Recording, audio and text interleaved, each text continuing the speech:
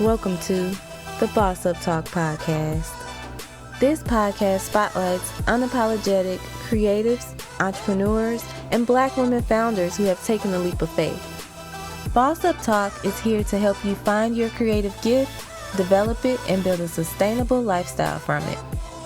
In each episode, we'll discuss the mindset, habits, routines, branding tricks, marketing tips, business strategies, systems, and processes that help you make money doing what you love. Let's boss up. Welcome to Boss Up Talk. I am T. Westbrook, founder of Cool Girls Create. And today I'm sitting here with Dr. Ava. Dr. Ava, tell us a little bit about yourself and your story. Okay, so I am Dr. Ava. I'm an internal medicine hospitalist, and that's a doctor who is mainly in the hospital setting only. I only see adult medicine. I'm married. I have 3 kids, ages 12, 9, and 7. I wrote a book recently called Paging Dr. You, and I'm also the co-owner of Dramatically Real, which is a lipstick company. Right, so you do a multitude of things. So before we dig into all of that, talk to us a little bit about your journey to becoming a doctor. What was the spark that made you want to become a doctor in the first place? So both of my parents are physicians. My dad was a radiologist. My mother was a dermatologist. And growing up in a household where you have both parents as doctors and they both have their own practices, they used to take me to work sometimes. And just seeing my parents, changing the lives of other people, helping other people out, always made me want to be like them. I looked at them as my heroes. And ever since I was a little girl, I wanted to be a doctor and I never changed my mind. So here I am today. Right. Oh my gosh. So that's amazing. So there are a couple of things that stand out to me. One, that both of your parents had an entrepreneurial spirit. So that probably helped you out early on, and we'll get into that later. But two, let's talk a little bit about how long it took you to matriculate and become a doctor. What was your journey like? What were the steps that you took for that? So pretty much, it's 4 years of undergrad, and then you have 4 years of medical school, and then you have at least 3 years of residency. Some residencies take even longer than that. So you're looking at a total of at least 11 years. Right.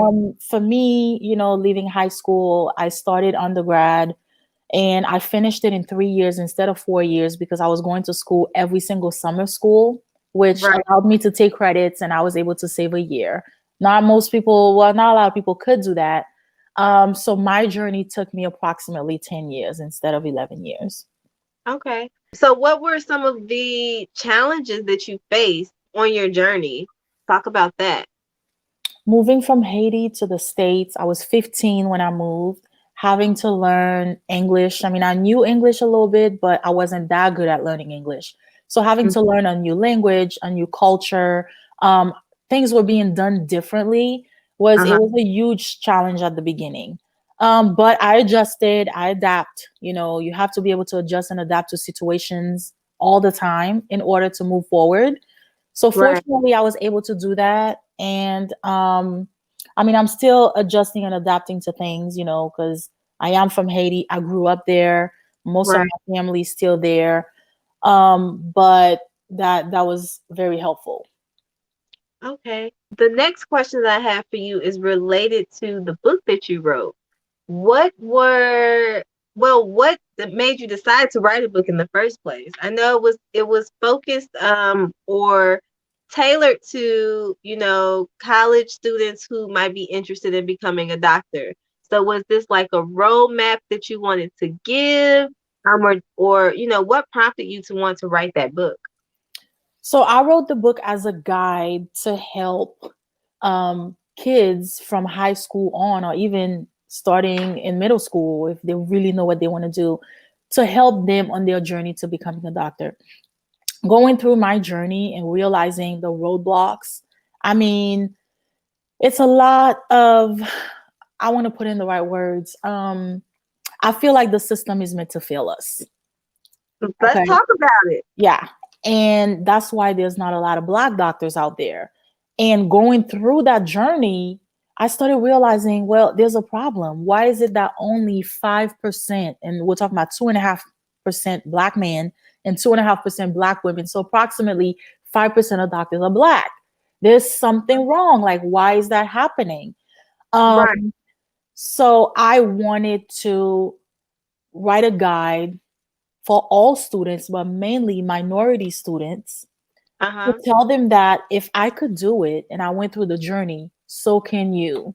And this is Right. what you need to do from the beginning to the end. This is how you need to set yourself up so that you can become a doctor.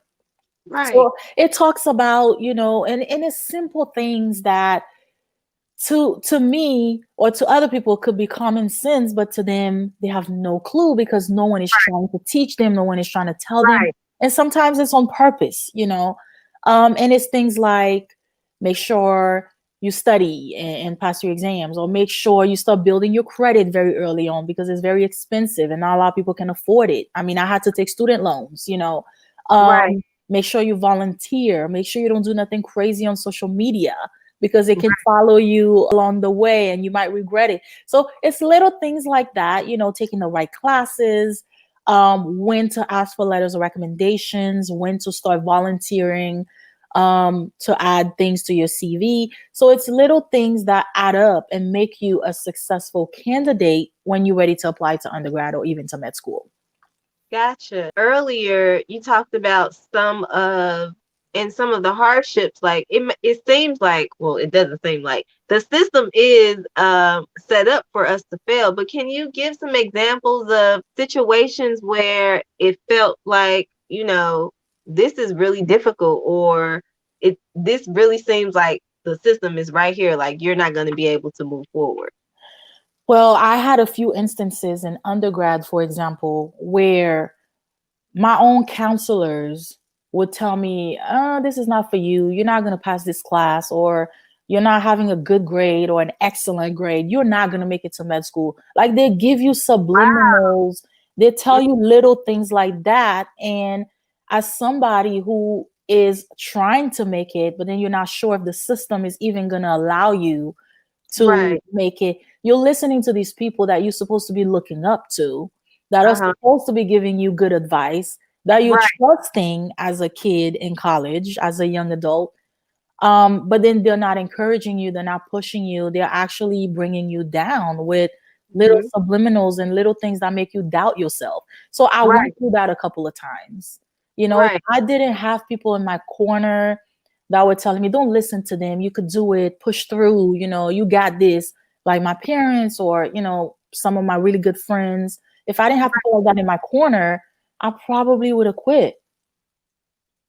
No, and that see now that's very relatable when it comes to um I don't know if it's a black thing, but I will say that um so I went to an HBCU. I graduated from high school that was in the inner city.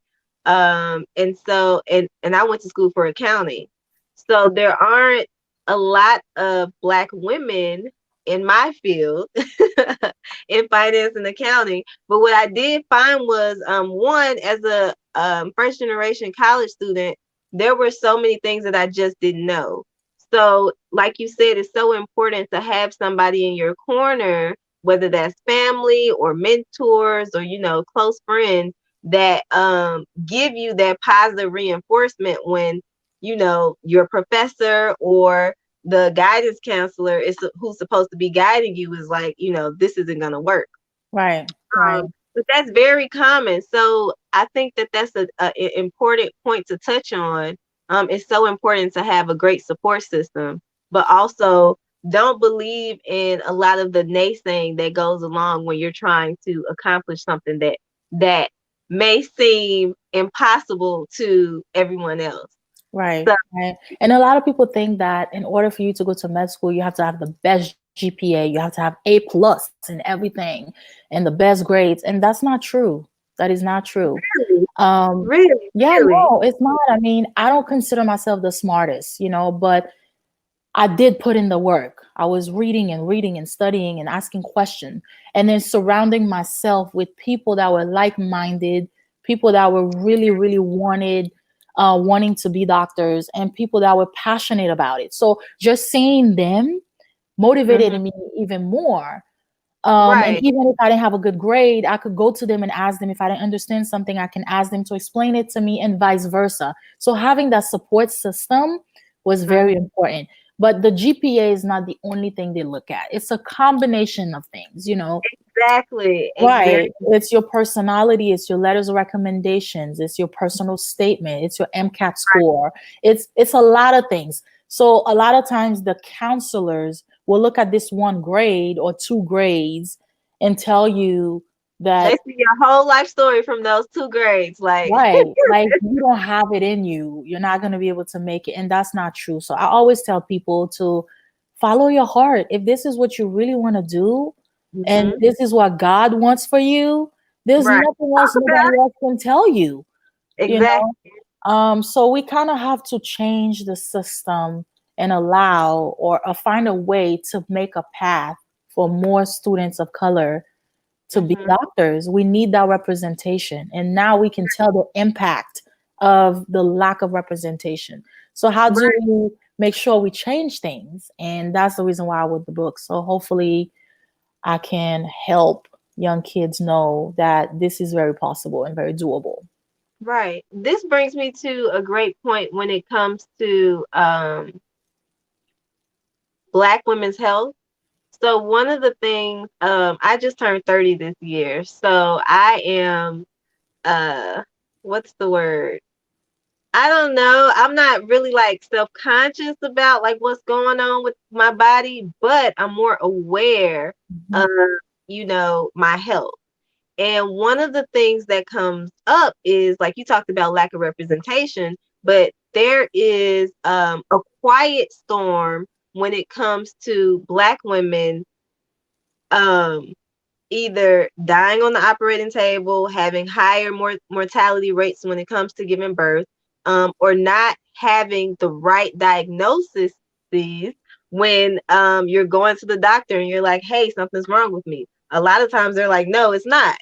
So my question to you, or more so of a statement, is what are some ways, like as a Black woman, how can I find doctors like you or other Black doctors that can help me, along my journey as a woman? Because a lot of times it's hard. Not only are we, underrepresented, but it's hard to find you all so that we can go and see you and get the right information for ourselves. Yeah, I mean, when you think about only 2.5% of doctors all over the US are Black female, that's really hard. That's a very, very, very small number. Mhm. So, depending on where you are, you may not even ever see a Black doctor ever. You know what I mean? Like, I'm in the Atlanta area, and I know it's very unusual, but in Atlanta, you're going to see a lot of Black doctors at the hospital. Even me, like, I Wow, see Black cardiologists, Black nephrologists, Black everything. that's But that's, dope. yeah, very dope. But that's very unusual. It's impossible for you not to have all Black doctors in Atlanta. If you want to have all your doctors be Black, that's very possible. So Every single basically, I got to move specialty. because I'm here in Nashville and we are on the search, honey. We are looking for Black doctors. Yeah, So, some places are not as fortunate to have that many options. mhm, But I know there are other doctors too that will take the time to listen to you, and hear what you have to say and really hear you and give you the right advice. So I would probably recommend that you take your time when you start looking for a doctor, especially in your area, since you're not going to be able to find a Black doctor so readily and so easily. Make phone calls, read reviews. Sometimes you have to make that appointment and go and speak to them and feel the vibe and see how it is and see if they listen to you. It's a right, process, it takes time, but just like any relationship, it takes time for you to get to know that person. So you have to get to know your doctor, they have to get to know you, right. and build that relationship over time so that they know you, so that Mhm. the minute you have a problem, you have somebody to call and they know exactly, you know, what you need. Versus, saying, well, it's nothing, or we don't really know what's wrong with you. I think, as I'm not sure, well, I don't. I wasn't that great in my 20s about taking care of my health. And this can take us to another part of the conversation. Talking about self-care and women's health in general, especially as a multifaceted woman. So someone who has multiple businesses and who's married or may have children. What are some ways, from your perspective, that we can just generally take better care of ourselves as we maneuver through all of these things that we have to be responsible for? Right, right. So Black women in general always feel the pressure of having to take care of everything. You feel like you have to take care of your family, take care of your business.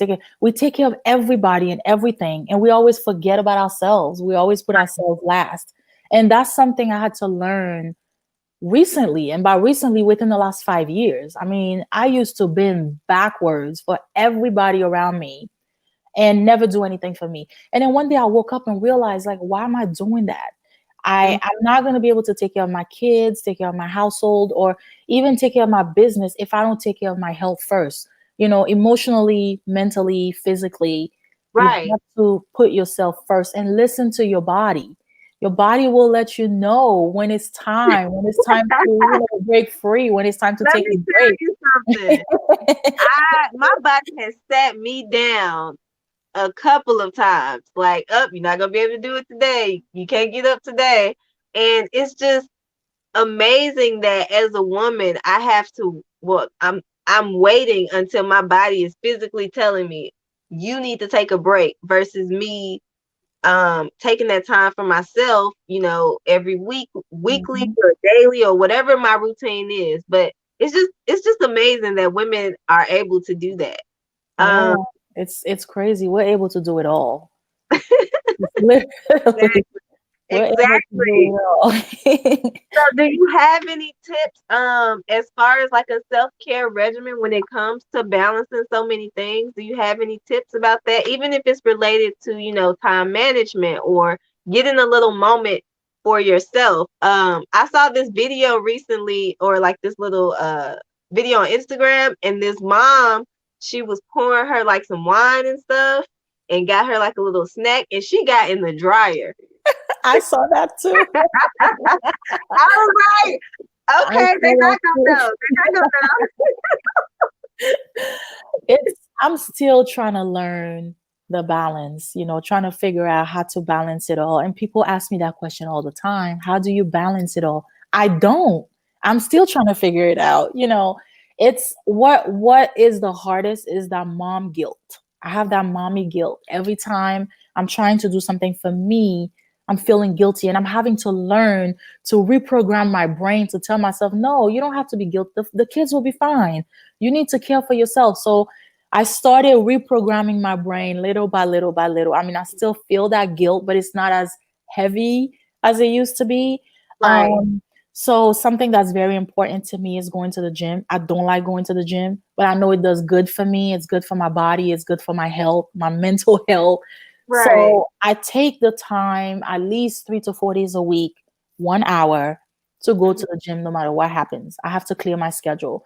Another thing I learned to do was I have a calendar, and on my mhm. calendar, it's all types of stuff, kids stuff, school stuff, doctor's appointments, my pets on my calendar. Um, when the cleaning lady needs to come, I mean, when the fish tank guy needs to come. It's so many things on the calendar, but I never put myself on the calendar. So I started doing that. I started, just like I'm putting the kids on the calendar, they have a doctor's appointment, they have a soccer game, they have a Mhm. teacher conference, they have all of the pets need to go to the vet for their shots, like whatever Right. there is. I'm putting myself on the calendar too. Today, I'm getting my nails done for an hour. Next week, I'm gonna get my braids done for 2, 3 hours. Like, you have You to know block some what? time to put yourself on the calendar, because why is everybody else on your calendar We and gotta not pencil you? ourselves in. So that was very, very helpful to making sure I plug in the time for me, and making sure that if something else came up, I wasn't gonna say, well, I have this time.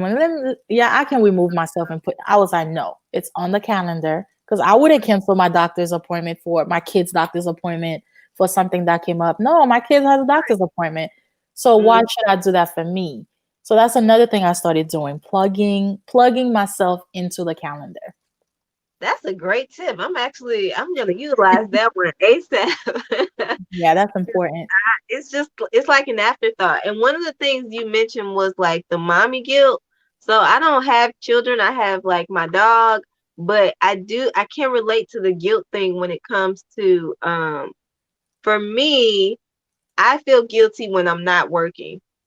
Mm. So it's not like I don't have children, but I feel as if I should be working. I feel as if I'm not, then and I'm not, and I haven't reached the goals that I want to reach, or these, you know, I'm an overachiever. So whatever goal or, goal line that I have, if I'm sitting still, I'm like, oh, I should be doing something. Oh, I should be doing something.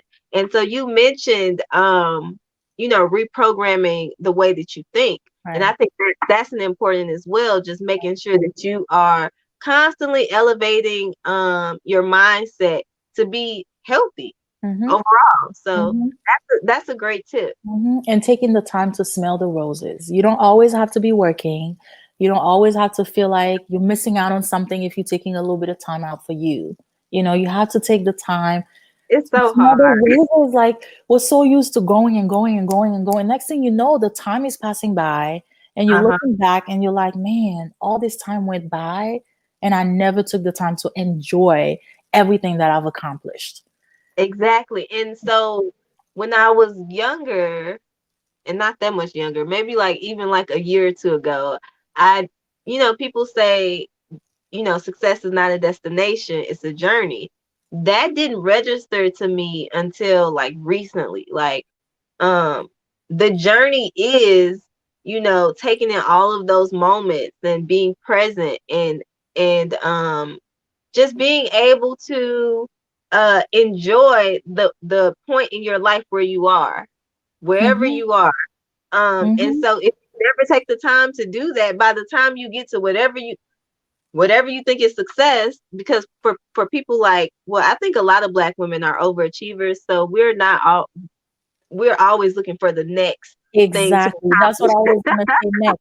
You get to your successful goal, and then you're like, wait a minute, nah, let me go. And then you never take the time to breathe and smell the roses. And that's how you get burnt out. Exactly. Well, let's talk about burnout because um I used to burn myself out so much, even in college. I'm pretty sure you can relate to that, burning yourself out in college, and then, now as an adult with all the things you have going on. Do you have any tips for that on how to avoid it? Um, I somehow I just wake up one day and my body's like, nope, you burnt out. Like, Yeah. are there any like signs or signals that that your body may be telling you, or things that There's, you should keep in your mind? there's What? always a sign. And I'm sure when that happens to you, you waited too long for that. I'm sure if you look back a couple days before, a week before, your body was telling you something and you chose to just ignore it and brush it off. Mhm. So it's all about being in tune with you, who you are, um, recognizing those little signs that your body is telling you, that your mind is telling you, and not ignoring it. And then Mm, purposely giving yourself a day, at least a week, purposely, where you're not doing any work, anything that's stressful, you're doing something fun, mhm. whatever that means to you, whether that's watching TV, whether that's reading a book, whether that's going to the spa, whether that's hanging out with a couple girlfriends. Well, now with COVID, you can't do that as often, but or You as can much, but whether that's like going to the gym, something like that. You have to turn off the stressful stuff, turn off work, and right. then purposely doing something to relax your mental and relax your body so that Right. you can keep going and keep going and keep being more productive and more successful without having to burn out. Exactly.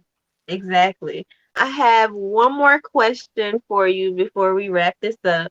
And it's about more so being a woman who has multiple endeavors. So for you, like you have, your full-time career as a doctor, but you also have the book that you wrote, you have the makeup. And so what is your experience so far with managing, different businesses? Like, do you have a technique for that? Like, what's your day like? How do you maneuver? Wow. So I'm asking this for me because this is for me. So I think people see me and think that everything I've done I've accomplished overnight just like that. It doesn't work like that. It took time to get to where I am today. And in order to be successful at anything, I think you should do one thing at a time. Start with one thing, make it work, figure it out, establish that. Once that's done, then maybe you can move on to the next step and do something else. So that's what I did. I wrote the book and I was focusing on the book for a minute. Now the book is out there. Now I can move on to the next thing. So one thing at a time, because if you have your hands in too many things, you're not able to do anything perfectly, or you can't have everything done right when your Mhm. hands in this is in too many things. So you're having so many projects that are Right, half done, incomplete, and not properly developed because right, you're pulling yourself in so many directions. So doing one thing at a time, I think, in my opinion, helps you build right. everything better. And as far as how I'm able to manage it, I mean, my work schedule is usually 7 on, 7 off. What that means is I work 7 days straight and then I have 7 days off. So obviously the 7 days that I'm off, I'm catching up on emails. I'm catching up on, Right. messages. I'm doing a lot of things for my business. I'm, catching up on a lot of things for the house. I'm going to the bank. I'm doing so that 7 days is really life-saving for me in order to keep up. And in the 7 days that I'm waking up super early, 4:30 in the morning. Mm, I'm at work by 5:30 because mm, I'm finding that during that time I'm able to focus more. The hospital is more quiet. It's not a lot of commotion. I don't have a lot of colleagues, so I can focus and finish my work a lot sooner. So half the time I'm halfway done when everybody else is trickling in. And so mm. I'm able to finish sooner and accomplish everything sooner, handle my phone calls.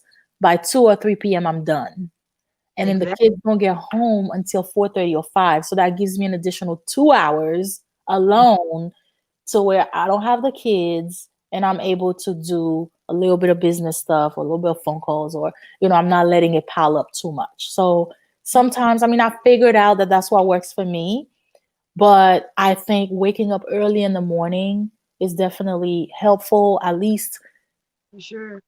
every once in a while, because you Mhm. have that quietness, you can focus on some things while everybody else is still sleeping. And by the time you accomplish half stuff, that's when everybody else is waking up and doing what they're doing, and you're almost done. Another thing that I do is I pretty much have a to-do list and I have it on my phone. Yes. Every time I think of something, I add it to my to-do list. Every time I think of something, I'm adding. And my to-do list is usually very long by the end of the week. But I Mhm. prioritize. What's most important goes to the top. What's least important goes to the bottom. And then Right. if I don't get to the bottom, then I don't get to the bottom. It's gonna have to wait till the next day. It is what it is. It's gonna get done. It just may not get done today. So Exactly. I prioritize what's most important, what needs to be done now, and I focus on that, and then I move on to the next thing so that I don't overwhelm myself trying to do too many things at the same time. Right. The to-do list, whew. So I have a to-do list. And it is always a good well, I have a Google phone. So Keep, I use mine on Keep. It's like a checklist that has like the little marks. So when you accomplish something, it like scratches it off. But to-do list for me sometimes get me a little bit stressed because I have a habit of like constantly like going back to look at it. And the longer that it gets, I'm like, oh my gosh, oh my gosh. I'm always just thinking about so many things. So but the to-do list is definitely great. And then, like you said, just finding your your optimal time to be Mhm. productive. Some people it's really early in the morning.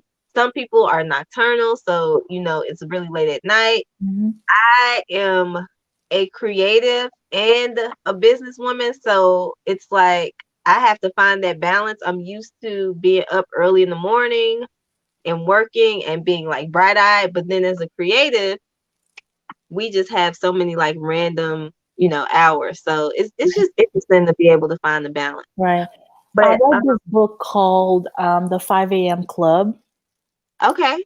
and that book is amazing. It teaches you discipline, and it teaches you how when you wake up in the morning, you're able to accomplish more. And the funny thing, the crazy thing is, I was already doing that, because I figured that was the best thing for me to do, especially the week that I'm working, because I don't want to waste that week completely and do nothing business or not check my mail or my email. So I had to find a way. And I figured that week, I'm just going to sacrifice a little bit of sleep. I'll try to sleep early if I can, but then I'll be able to accomplish more. And after reading that book, I understand now why a lot of the successful people do that. Do So the I do recommend that book. It's called The 5 a.m. Club. 5 a.m. club. I will Yeah. be look at that. So this brings us to the conclusion of Boss Up Talk, and it was such a good conversation.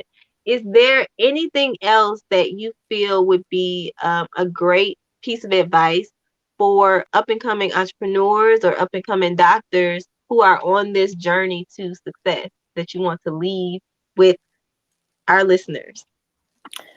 So I always say, people always want the end result, and they want the end result to happen so quick when it's a journey. Um, just start moving forward. Take one step at a time. Don't stress yourself out, but every baby step add up to big steps. And then when you look back, you're going to see how far you've come. And that's with anything in life. Opening up a business, writing a book, anything you want to accomplish, you just have to start it and then do another step and another step, just a little bit at a time. And Mhm. before you know it, you're going to be there. Exactly. And they say it takes 10 years to become an overnight success. So there you go. Um, exactly. I'm like Yeah, 10 years, geez. yeah. Um, But the time is gonna go by anyway. Time is gonna go by. So if that's what you want to do, go ahead and do it, because that time is still gonna have to pass. exactly. Big facts. Yeah. Exactly. Well, thank you so much, Dr. Ava, for joining me on today's episode. I really had a great time chatting with you. This was a really dope talk. So thank you, Dr. Ava, again. And T is signing out. My pleasure. Thank you for having me. Bye.